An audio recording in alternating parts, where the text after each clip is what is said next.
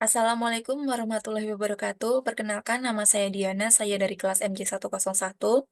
Pertama-tama saya ingin mengucapkan terima kasih banyak kepada Pak Joko selaku dosen pengampu mata kuliah ekonomi mikro. Untuk tugas UAS ini, saya ingin membahas mengenai jasa pendidikan yang diberikan oleh sekolah dalam struktur persaingan pasar tidak sempurna. Jasa pendidikan yang diberikan oleh sekolah merupakan jasa pendidikan yang berada dalam struktur persaingan pasar tidak sempurna. Sekolah sebagai produsen jasa pendidikan berperan dalam memproduksi dan menyediakan jasa pendidikan kepada konsumen, yaitu para siswa dan orang tua siswa. Dalam struktur pasar ini terdapat beberapa faktor yang mempengaruhi keberhasilan sekolah dalam memasarkan jasa pendidikannya, seperti mutu pendidikan yang dapat memuaskan konsumen dan reputasi sekolah. Selain itu, pasar pendidikan juga dipengaruhi oleh faktor-faktor seperti kebutuhan dan preferensi masyarakat, persaingan dengan sekolah lain, serta peraturan pemerintah terkait kurikulum dan pengelolaan pendidikan.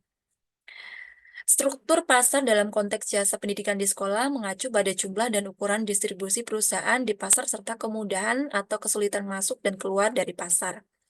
Struktur pasar dalam industri pendidikan dapat mempengaruhi kondisi persaingan, tingkat harga, dan kesejahteraan masyarakat secara keseluruhan. Adapun beberapa elemen yang terkait dengan struktur pasar dalam jasa pendidikan antara lain, yang pertama, derajat konsentrasi, yaitu merujuk pada jumlah perusahaan atau lembaga pendidikan yang beroperasi di pasar pendidikan. Jika semakin sedikit penjual yang dominan, maka semakin tinggi konsentrasi penjual di pasar. Kemudian yang kedua, derajat konsentrasi pembeli. Merujuk pada jumlah peserta didik atau konsumen yang ada di pasar pendidikan. Jika semakin sedikit pembeli yang dominan, maka semakin tinggi konsentrasi pembeli di pasar. Yang ketiga, derajat diferensiasi produk.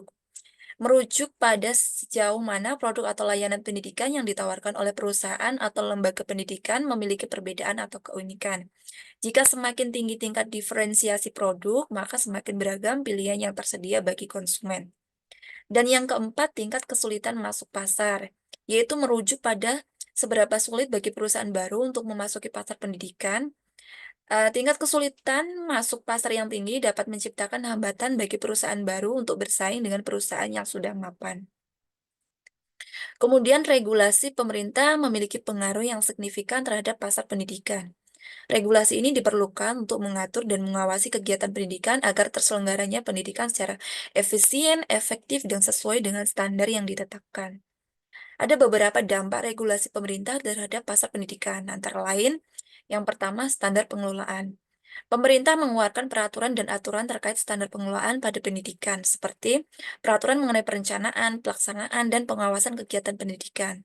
Regulasi ini bertujuan untuk memastikan terselenggaranya pendidikan yang optimal dan sesuai dengan kebutuhan peserta didik. Yang kedua, kurikulum. Pemerintah memiliki peran dalam menetapkan kurikulum yang harus diikuti oleh sekolah.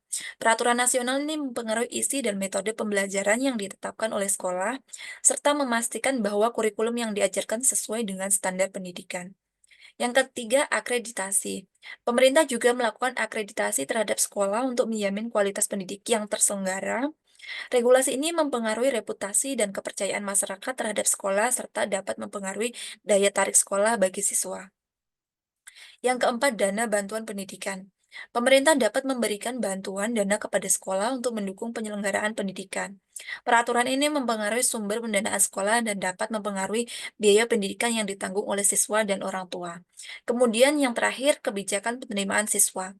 Pemerintah juga dapat mengatur kebijakan penerimaan siswa seperti kuota penerimaan siswa baru, mekanisme seleksi, dan kebijakan inklusi. Regulasi ini mempengaruhi aksesibilitas pendidikan dan distribusi siswa di berbagai sekolah. Pemerintah menentukan biaya pendidikan melalui beberapa mekanisme dan program. Berikut adalah beberapa cara pemerintah menentukan bantuan biaya pendidikan. Yang pertama, program bantuan pendidikan. Pemerintah memberikan bantuan biaya pendidikan melalui program-program seperti Program Indonesia Pintar atau PIP, Program Keluarga Harapan atau PKH, Bantuan Khusus Siswa Miskin atau BKSM, dan Kartu Perlindungan Sosial atau KPS. Program-program ini bertujuan untuk membantu keluarga miskin atau rentan miskin dalam membiayai pendidikan anak-anak mereka. Yang kedua, beasiswa atau pinjaman pendidikan. Pemerintah juga menyediakan beasiswa dan pinjaman pendidikan bagi pelajar yang membutuhkan. Beasiswa dapat diberikan berdasarkan prestasi akademik, kebutuhan finansial, atau kategori lainnya. Pinjaman pendidikan juga tersedia untuk siswa yang ingin melanjutkan pendidikan mereka tetapi memerlukan dukungan keuangan tambahan. Yang ketiga, alokasi anggaran. Pemerintah menetapkan alokasi anggaran untuk pendidikan dalam APBN atau Anggaran Pendapatan dan Belanja Negara dan APBD, Anggaran Pendapatan dan Belanja Daerah. Konstitusi Amandemen Undang-Undang Dasar 1945 mengamanatkan kewajiban pemerintah untuk mengalokasikan sebagian anggaran untuk pendidikan dengan persyaratan minimal 20% dari APBN dan APBD. Kemudian yang keempat, program bantuan hibah. Pemerintah juga memberikan bantuan hibah melalui program-program seperti bantuan hibah akar rumput untuk keamanan manusia. Program ini bertujuan untuk memberikan bantuan langsung kepada penerima manfaat di tingkat grassroots. Kemudian pengaruh struktur pasar terhadap jasa pendidikan yang diberikan oleh sekolah. Struktur pasar memiliki pengaruh penting terhadap perilaku usaha dan kinerja pasar. Dalam konteks pendidikan, pengaruh struktur pasar terhadap jasa pendidikan yang diberikan sekolah dapat dilihat dari beberapa aspek. Salah satunya adalah dalam analisis pelanggan yang beralih, di mana kepuasan pelanggan dapat dilihat dari karakteristik barang dan jasa, emosi pelanggan, atribut-atribut pendukung, persepsi terhadap pelayanan, pelanggan lainnya, serta manfaat fungsional dan emosional, dan biaya. Kemudian sangat penting untuk dicatat bahwa struktur pasar dalam jasa pendidikan dapat berbeda antara negara, wilayah, atau tingkat pendidikan tertentu. Faktor-faktor seperti regulasi pemerintah, kebijakan pendidikan, dan karakteristik sosial ekonomi suatu negara dapat mempengaruhi struktur pasar dalam jasa pendidikan. Oke, terima kasih. Demikian penjelasan dari saya. Jika ada kata-kata yang kurang berkenan, saya mohon maaf dan wassalamualaikum warahmatullahi wabarakatuh. Terima kasih.